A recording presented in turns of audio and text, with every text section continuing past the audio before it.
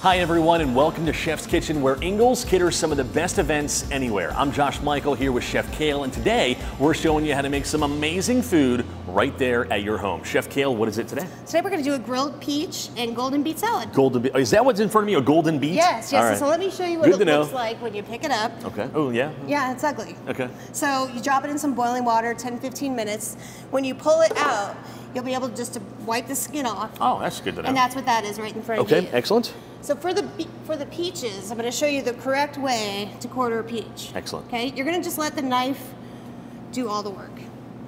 You don't even really have to do much. Okay. Okay, so then you quarter it. Same. Roll, yeah, yeah. And you just give it a good twist. And there she is. That's perfect, easy enough. So while I'm grilling these peaches, I'm just going to throw some olive oil, salt, and pepper on it. Okay, olive oil, salt, and pepper. I'm gonna have over the peaches. Right. Okay. And I'm going to have you slice the beets just like that. Okay. So olive oil. So this is our mock barbecue, since they don't want me to bring one inside. Salt and pepper. Those fire codes will get you. I know. So we'll just throw these things. Want a really hot grill.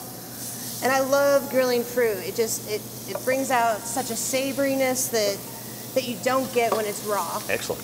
About how long do you want to put a peach on a grill? I've never done that before.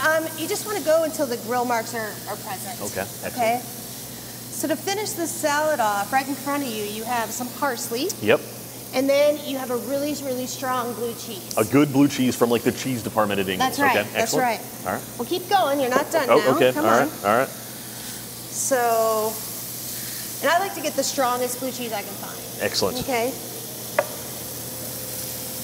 So after we get those nice little grill marks, right?